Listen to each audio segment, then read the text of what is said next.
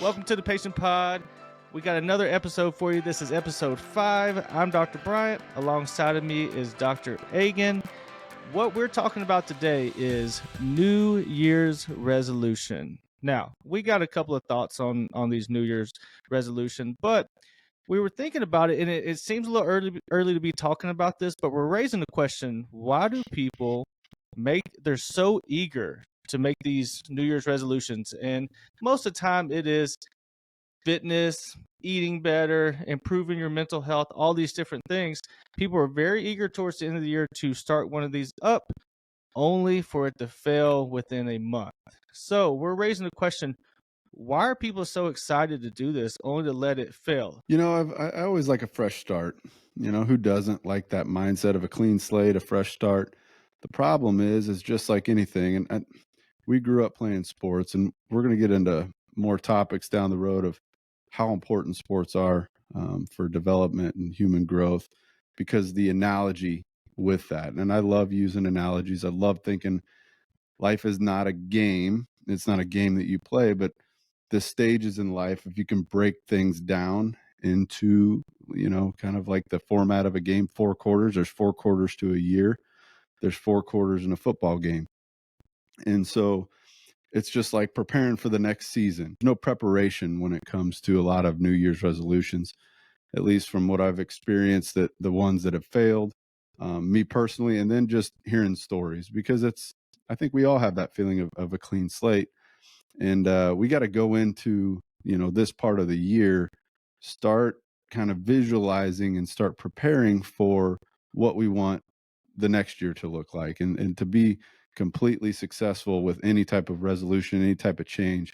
You have to have a plan, and you have to have a visual mindset of where you're going with that. And so here we are late in the third quarter. It doesn't really matter what happened in the first 3.5 quarters, because we can still win the ball game, and we can still prepare for next year's season in order to be successful at that. So yeah, I know for you, we've talked about resolution changes, and really what is that tipping point for individuals to make that change. And it's finding that in every single individual. There's something there that we can find that answer within to make that change, man. Yep, absolutely. And I think when we get into this year, and what I'm really excited about this episode is because I hear so many people they're disappointed with themselves because they don't follow through with what they're doing. And so, me and you sat down and we were trying to figure out, what is the big deal?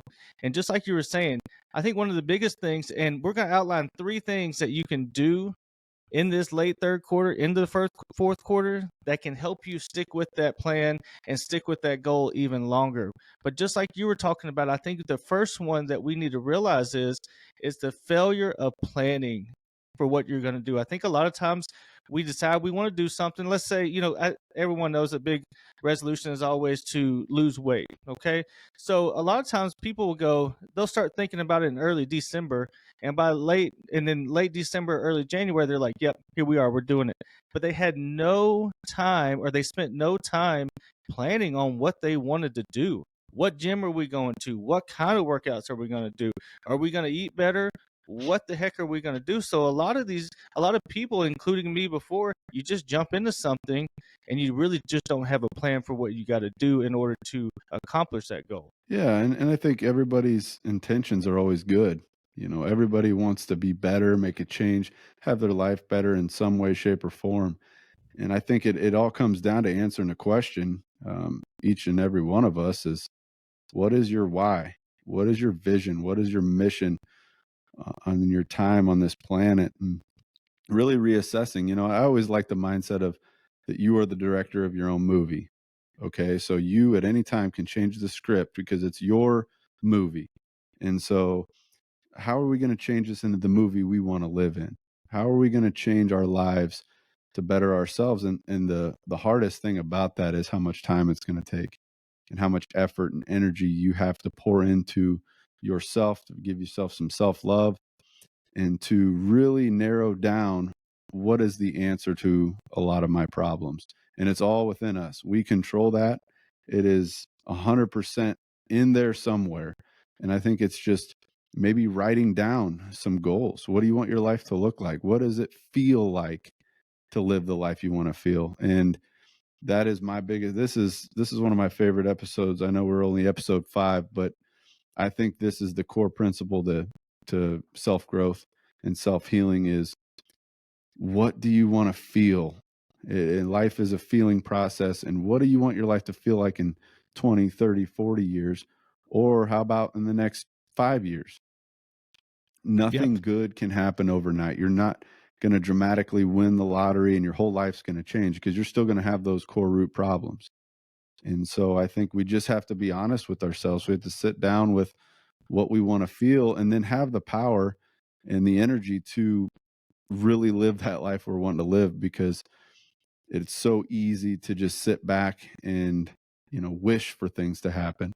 And unfortunately, that's just not how things go. Now, I do feel that the power of thinking and what you want in your life, um, is very, very possible if you can find your resources. And we've talked about this before. Find a mentor, find a coach, find somebody that's going to give you that encouragement Get that to support. push you. You got to have that support system in place. And there's so many factors, and it really all just comes down to, and probably an overused saying, but how bad do you really want it? You can get some accountability from other people. Tell people what you want to do. That way it holds you even a little bit more accountable. 100%. You have to, like we just said, find a support system, and get some answers on which direction you need to go. But yeah, you see these, and I think it's so important to start thinking about next year. It doesn't mean you have to sit here and have all these goals planned out right now. It's just the mindset of, okay, here we are late in the third quarter. This year's almost over. We're coming down to the end. How do we want to finish, and how do we want to start the next year? And again, it's the power of thinking. This word gets thrown around so much that it's overused and it's very overplayed, and then that's the word manifest. And so many people want to manifest things happening in their lives. They want to manifest their future to come out so great. Well, I'm a believer in manifesting too. However, the core principle to manifesting is a feeling. It's a thought that you can create to prepare your body, because we talk about this all the time. Your body is following what your thoughts go. Where your thoughts go, that's where all your energy is going to go. Your body can't tell the difference. Again, I will say that over and over. Your body follows your mind. And so what happens is we see these, before and after pics of somebody losing weight, somebody making a life change, and we're like, good for them. That's awesome. I want to do that. But what we don't see in that picture is the true drive that individual had to make the change. There was something that tipped him over, and made him go. And a lot of guys, I know one in particular, Tony Robbins, talks a lot about that threshold. You hit that threshold, and then bang, you make that decision and you stick with it. And unfortunately, it might come as an answer of cancer, disease. Yep, Heart health issues. disease is one of them that is a big one. Yeah, health issues. There's something, you smoked for 20 years, and it wasn't until you heard from the doctor that you're starting to get cancer in your lungs that you really said, okay, I'm done. And unfortunately, that's just how we all each have a different threshold at that. And we want to make these changes before it even gets there. But you know what? Even if it's a lot of the times, you'll hear somebody, wondering if they have cancer or wondering if they have a certain disease, whether it's autoimmune or whatever that is, trying to get questions. And people need validation on what the heck's going on with their bodies. But my question is, what are you going to do different if it is that outcome that you're not wanting? If it's cancer, if it's an autoimmune condition that you thought you had, that you maybe needed to get that confirmation, so that you can move forward. I understand that, but what are you going to do different? You're going to eat healthy. You're going to live the best life you can to remain healthy. Well, make those changes now, and it's all about taking action into your own life and feeling confident in your decisions. And that's like what we said. You got to have a support system. You have to have people that care for your best interest. and that are looking out for you. But ultimately, it's up to us to make the change individually.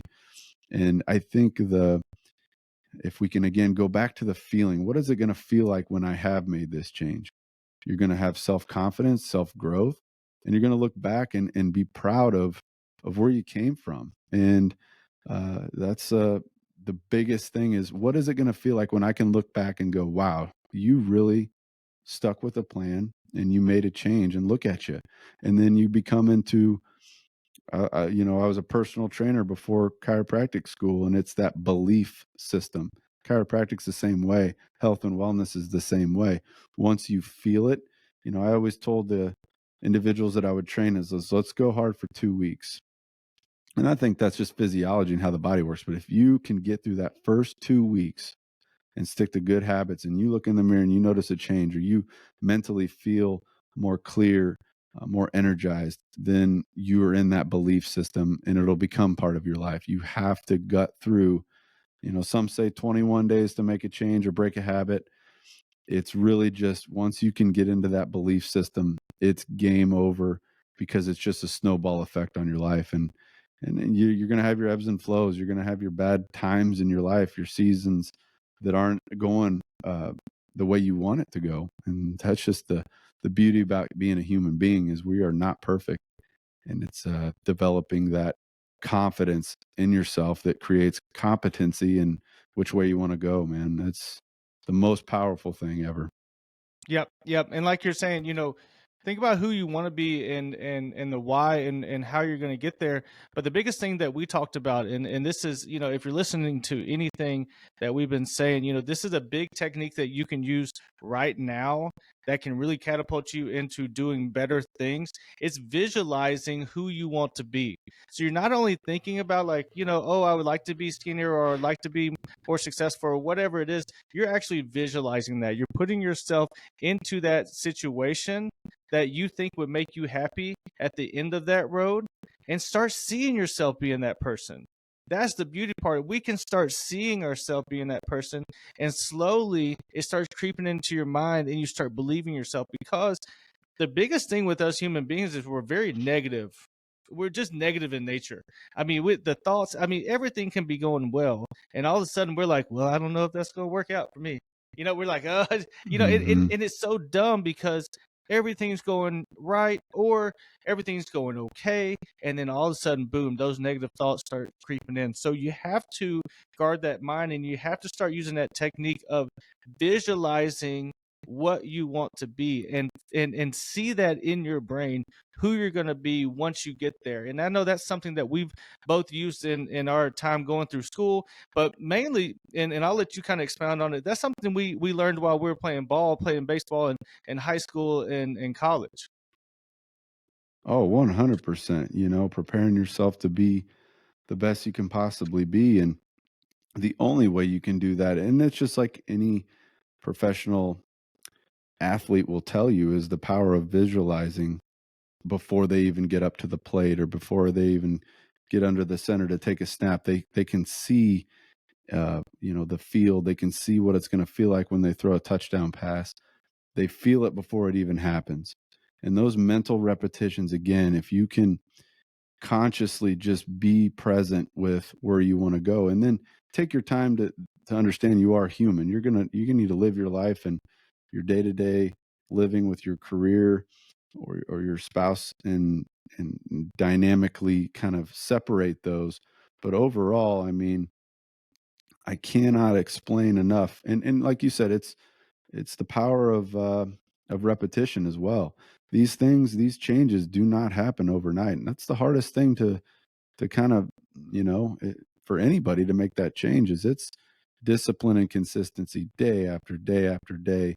And we talk about it all the time. Get your wins, just get some wins, get the ball rolling, and then get your confidence up very high. And this is an episode, we're not going to sit here and we're probably a little more serious sounding on this one.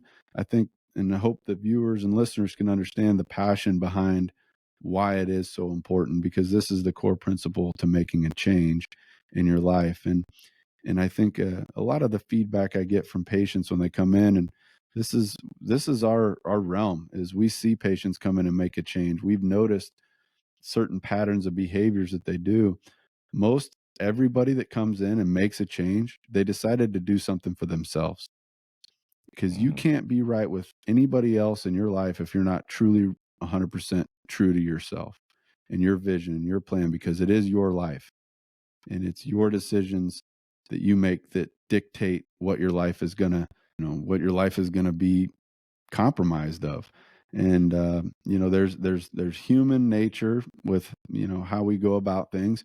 Like you had mentioned, it's a survival technique to look around and go, and I don't know if I'm doing the right thing, so I'm going to go back and settle down to where it was comfortable. And again, we're creatures of survival. If it feels comfortable, it's going to feel easier and less stressful. But overall, you're doing yourself a huge disservice by going that route. Yep, and the most important thing is the lead up. I think a lot of times we think about when we want to achieve a goal or we want to do something different. We're thinking about that time where we start executing. But what we're trying to put an emphasis on is that part before you start executing. The one of the biggest reasons why we see people don't do well is because they're not prepared mentally when they get there. They're not prepared mentally for those frustrations that show up. They're not prepared for the roadblocks that show up. They're not prepared that they might have a cold for a week and it knocks them out of their workouts and then they start backsliding.